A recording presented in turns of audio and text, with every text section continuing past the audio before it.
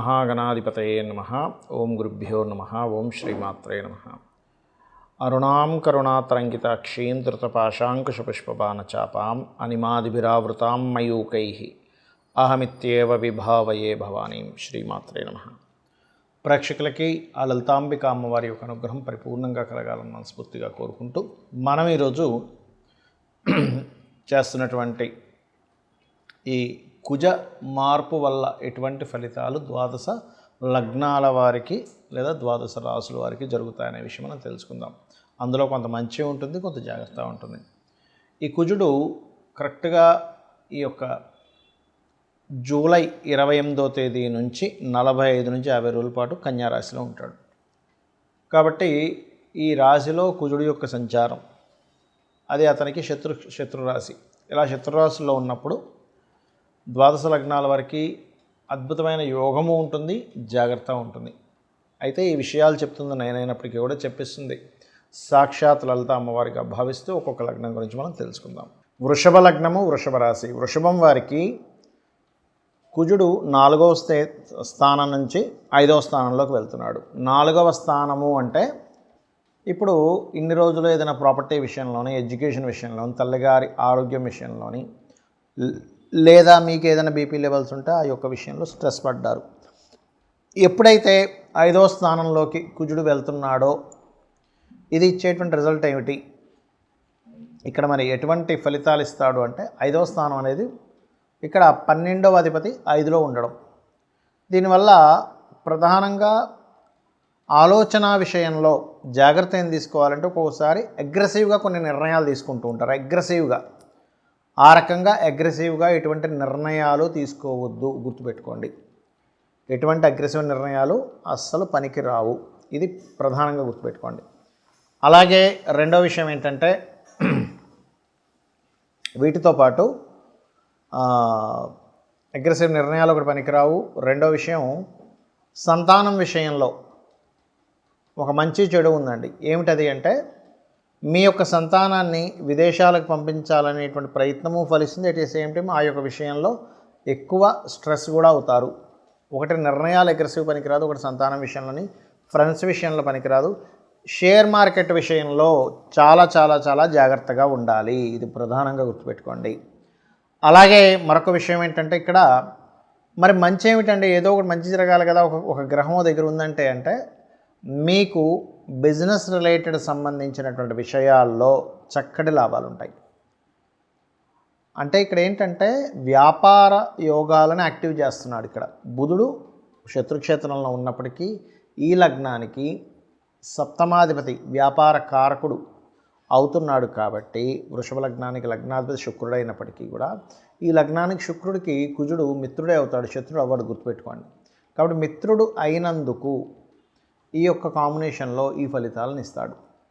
అయితే మరి అనవసరంగా తొందరపాటు పడి ఫ్రెండ్స్ విషయం కావచ్చు, షేర్ మార్కెట్ విషయం కావచ్చు, లవర్ ముఖ్యంగా స్త్రీలకి కుజుడు పురుషగ్రహం కాబట్టి స్త్రీలకి లవ్ మ్యాటర్స్ విషయంలో అనవసరమైనటువంటి గొడవలు, తొందరపడేదో వాళ్ళేదో షేర్ మార్కెట్లో పెట్టేశారు కదా అని మనం పెట్టాడు, ఇట్లాంటివి దయచేసి చెయ్యకండి. ఇక మీరు ఇటువంటి విషయాల్లో ఎటువంటి ఇబ్బంది కలగకుండా ఉండాలంటే హనుమాన్ ఆరాధన, సుబ్రహ్మణ్యేశ్వర స్వామి ఆరాధన, కందులు దానంగా ఇవ్వడము, లక్ష్మీ నృసింహస్వామి యొక్క కరావలంబ స్తోత్రము, విష్ణు సహస్రనామాలు ఎక్కువగా చేయండి, అనే విధాలు బాగుంటుంది. అయితే మరి ఈ కుజుడు కన్యారాశిలో సంచరించేటప్పుడు ఎటువంటి ఫలితాలు ఉంటాయి? ముఖ్యంగా ఇది సైన్యము పైన ఉంటుంది, బాగా గుర్తుపెట్టుకోండి. అంటే మన ఆర్మీ ఏదైతే ఉంటుందో, నేవీ ఏదైతే ఉంటుందో, అదేవిధంగా ఎయిర్ ఫోర్స్ డిపార్ట్మెంట్ ఏదైతే ఉంటుందో వారి విషయంలో, లేదా సెక్యూరిటీ రిలేటెడ్ డిపార్ట్మెంట్ రిలేటెడ్ అటువంటి వారికి కాస్త ఛాలెంజింగ్గా ఉండేటువంటివి, సడన్గా వాళ్ళ మీద ఏదైనా అటాక్స్ జరగడము, లేనట్లయితే వాళ్ళు బాగా తిరుగుబాటు చేయడము, అంటే ఆర్మీ, పోలీసు ఏదైనా ఈ వెపన్స్ పట్టుకొని అటాక్ చేసేటువంటి వారివి ఇలాంటి సంఘటనలు ఎక్కువగా ఉంటాయి మన యొక్క ఈ కుజుడు కన్యారాశిలో సంచరిస్తుండడం వల్ల.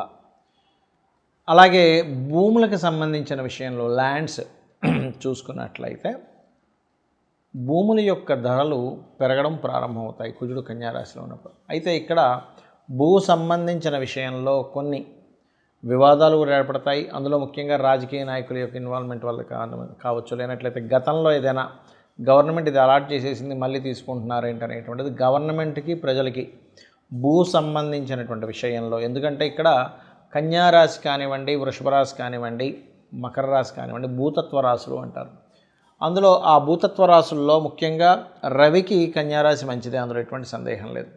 కాకపోతే ఎప్పుడైతే కుజుడితో కలుస్తాడో రవి, ఎందుకంటే మనకి ఇక్కడ ఎండింగ్లో కలుస్తాడండి, స్టార్టింగ్లో ఏం కలవడు. ఎందుకంటే మనకి జూలై 28వ తేదీ ఈయన కన్యారాశిలోకి వస్తే ఆయన వచ్చేసరికి ఆగస్ట్ ఆల్మోస్ట్ సెప్టెంబర్ ఆ టైంలో వస్తాడు. సెప్టెంబర్ 17, 16, 17 ఆ టైంలో రావడం జరుగుతుంది. కాబట్టి ఏంటంటే ఈ సమయంలో సెప్టెంబర్ ఆఖరి సమయంలో మాత్రం కాస్త ఈ గవర్నమెంట్ ఈ భూములకు సంబంధించిన విషయంలో కొన్ని ఘర్షణ యోగాలు ఇవ్వనున్నాడు అక్కడ. మరి ఈ కుజుడికి కొంతమంది కుజ సంబంధించిన విషయంలో కొన్ని రాంగ్ కాన్సెప్ట్స్ ఉన్నాయి. ఏమిటవి అంటే లగ్నం నుంచి, అది కూడా మీ లగ్నానికి శుభుడైతే ఎటువంటి కుజదోషం లేదు, పాపి అయి పాపగ్రహాలతో కలిసి ఉంటే మాత్రమే కుజదోషం. చాలామంది తెలియక దీన్ని లగ్నం నుంచి, రవి నుంచి, అదేవిధంగా చంద్రుడి నుంచి, శుక్రుడి నుంచి కూడా చూసేసుకుంటుంటారు. అలా చూడకూడదు కుజదోషాన్ని. కేవలం లగ్నం నుంచే చూసుకోవాలి.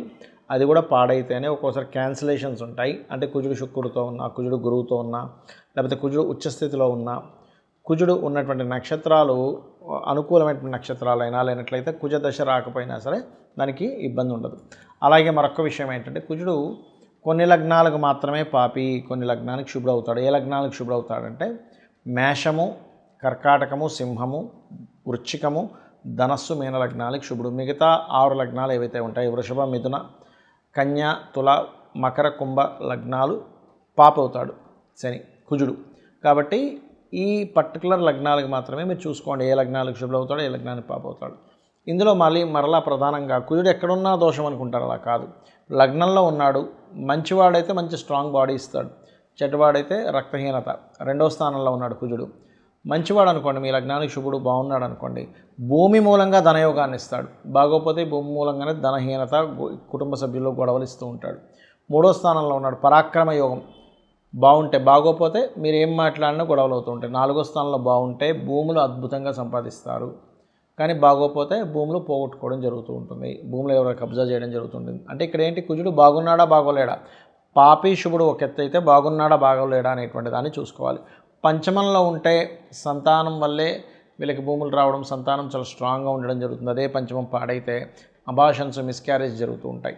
6లో ఉంటే శత్రువుపై జయం ఉంటుంది. అదే 6లో ఉండి పాడైతే మాత్రం శత్రువులు ఎక్కువ అవుతూ ఉంటారు. 7వ స్థానంలో ఉంటే మాత్రమే వివాహ సంబంధించిన విషయం మీద, జీవిత భాగస్వామి యొక్క ప్రవర్తన మీద కోపంగా ఉండడం, ఇట్లాంటివి జరుగుతూ ఉంటాయి. బాగుంటే మరలా వాళ్ళు వచ్చినప్పటి నుంచి వీళ్ళ భూములు కూడా పెరుగుతాయి. అష్టమంలో కనుక కుజుడుంటే అది పాడైతే యాక్సిడెంట్స్, పాడవకపోతే తాతగారు ఆస్తి రావడం జరుగుతుంది. 9వ స్థానంలో కనుక మీకు కుజుడు ఉన్నట్లయితే, ఇక్కడ 9వ స్థానం అనేటువంటి తండ్రి స్థానం కాబట్టి ఏదైనా అంటే తండ్రి ద్వారా బాగుంటే తండ్రి ద్వారా ధనము, తండ్రి యొక్క శక్తి మీరు పొందుతారు. అంటే తండ్రే మీకు సపోర్ట్ అవుతారు. లేనట్లయితే తండ్రితో గొడవలు ఉంటాయి. అదేవిధంగా లక్ష్మీ నరసింహస్వామి ఆరాధన ఇలాంటివి చేయడం వల్ల కూడా బాగుంటుంది 9లో కుజుడు ఉన్నప్పుడు. 10వ స్థానంలో కుజుంటే లీడర్ అవుతారు బాగుంటే కనుక. బాగోపోతే కనుక అదే కంపెనీలో, అదే జాబ్లో వాళ్ళకి ఇబ్బందులు వస్తూ ఉంటాయి. 11లో ఉంటే రియల్ ఎస్టేట్, భూములు, మిషనరీస్ వల్ల లాభాలు ఉంటాయి. బాగోపోతే వాటికి రావాల్సిన లాభాలు ఆగిపోతూ ఉంటాయి.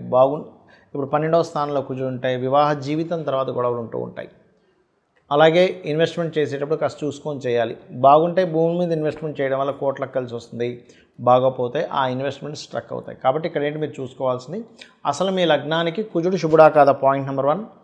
శుభుడైతే బాగున్నాడా లేదా, పాయింట్ నెంబర్ 2. పాప అయితే ఎలా ఉన్నాడు, ఇవి చూసుకుంటూ కుజదోషం పోవాలి మీకు అంటే కనుక ఆంజనేయ స్వామి ఆరాధన, సుబ్రహ్మణ్యేశ్వర స్వామి ఆరాధన, కుజగ్రహానికి జపం చేయడము, గోవు క్యారెట్స్ కానీ బీట్రూట్స్ కానీ తినిపించడము, కుజ గ్రహంతో పాటు శని రాహు గ్రహాల దగ్గర కూడా దీపారాధన చేసినట్లయితే అన్ని విధాలా మీకు బాగుంటుంది.